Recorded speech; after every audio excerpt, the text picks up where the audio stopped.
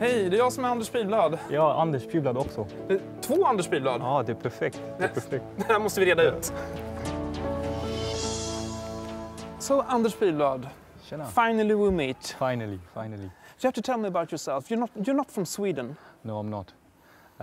I originally come from Zambia, but my grandfather moved over to Zambia a few years back to do missionary work.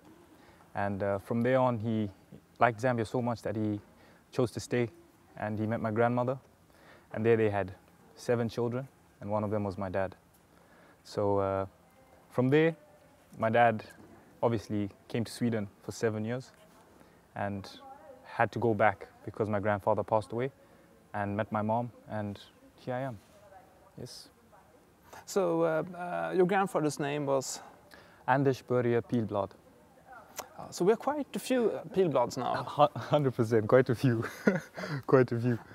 So but your choice now, you're a Swedish citizen as well, and your choice now was a few years ago to move back to Sweden. Why? Yes. The thing is, I moved back to Sweden to... My dad sent me over to Sweden to understand the culture, learn the language, get an education, and he basically wanted me to start a life here in Sweden. And I think so far I'm doing pretty good. I'm doing my track, and only thing I need to brush up on is the Swedish, but I'm gonna get that fixed. Du har varit här några år nu. Hur är din svenska? Min svenska är lite bra. Jag kan förstå lite, men jag kan prata lite också. Ja. I told you that I hear your name quite often nowadays. Have you ever heard about me? 100%. Growing up, I've gone on Google, I've tried to search my name up, and I always find you. If it means I'm trying to get an email address, and I try type in, okay, Google Anders Pihlblad, it's always taken because I'm 100% sure it's gone by you. So I've grown up looking up to you, obviously, and having a goal of saying, okay, Anders Pihlblad, he's there. So I also need to try and keep up and keep the name going. So it's that type of thing. Mm. I might be the one that have to change name someday. No.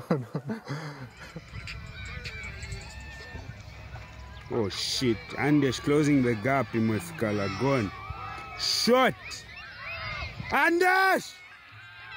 He's so much too. Oh, one is clapping. Your cigarettes are coming out the trap.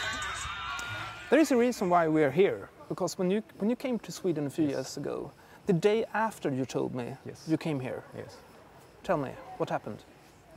I've always been someone who enjoys sport. In Zambia, I played rugby, badminton, name it. I played every sport. So when I came over to Sweden, I thought of the quickest sport I could start. And my auntie was saying, oh, we have a track over at Lundsalen in Örebro. And I was like, you know what, let's go give it a try. So we came over here, and we found my ex-coach, Daniel Persson. In my head, I thought, okay, I'm the guy, I'm fast, so it's not a problem. I came here, and I swear he finished me. The training he did, I was really tired and really dead. And I realized that I wasn't that fast. So being told that I wasn't that fast really gave me the drive to want to continue the sport. And over time, it ended up being something that I really loved and that I really enjoyed. And over time, it grew into something that's gotten me to European Championships, Finnkampen, it's gotten me medals at SM. So honestly, that step of coming into this place was one of the best decisions I ever made. 40 meter, Pihlblad tar över från Anders Falk och för pinnen i mål för Sverige. 5-2 då till det svenska laget i herrstafetten. Pihlblad är en duktig 200 meters löpare, så att So your relatives, your family in Zambia, what do they say when they hear about your results? Oh, they're ecstatic. They literally find ways to watch me from Zambia. It's actually pretty crazy how they manage to, but they manage to do it. So as an athlete, how fast do you think you can be? Oh, I think I can go pretty fast. I'm just touching my limits. I've only been doing this for 3 years, so there's still a lot of time for me to go. Usually people's peaks is at 26, so I've got what, 5 years? So I've still got some time. But if you look at your goals, I mean, do you think you could be able to get a ticket to Tokyo next year? 100%, 100%. If me as an athlete, I'm working day in and day out to improve myself and to improve my times. For me to say I can't qualify for the Olympics would be, it wouldn't do me any justice. It wouldn't get me to the position that I need to get. So, yeah. So that's kind of how I feel about the whole situation. And it's 200 meters is your main distance. 200 meters, yes. Yeah. But I kind of do 100 meters, and hopefully I can move into the 400 meters in the future. Yeah, I've heard some people say that 400 meters should be your distance. Yes, that's true. But 400 meters is a bit of a tough race. It's very... A tough race has never stopped a Pihlblad before. That's true. That's true. Now, hopefully, in the future, I'll take it on. I'll take on the challenge because I'm always down to take a challenge.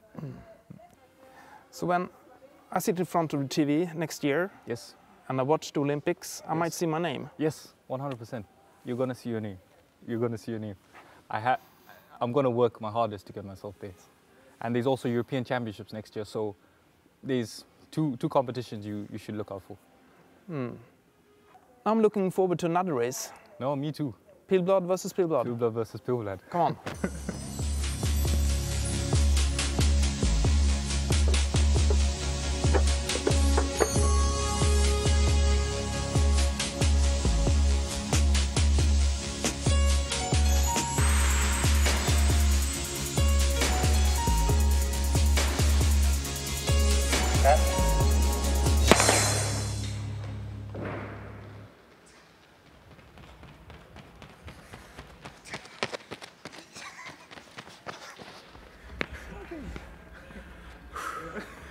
Okay, there was Anders Pihlblad that won. Yes. We have a win. That was really fun. Yeah. Do you see a future in Sweden or in Zambia?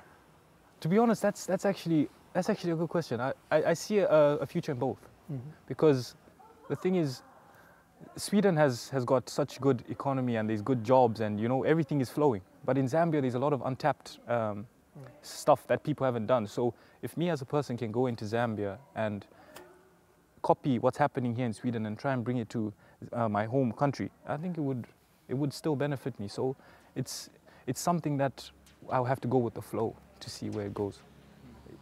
Futures are things that I think it's more fun if you just go with the flow and let it go like that.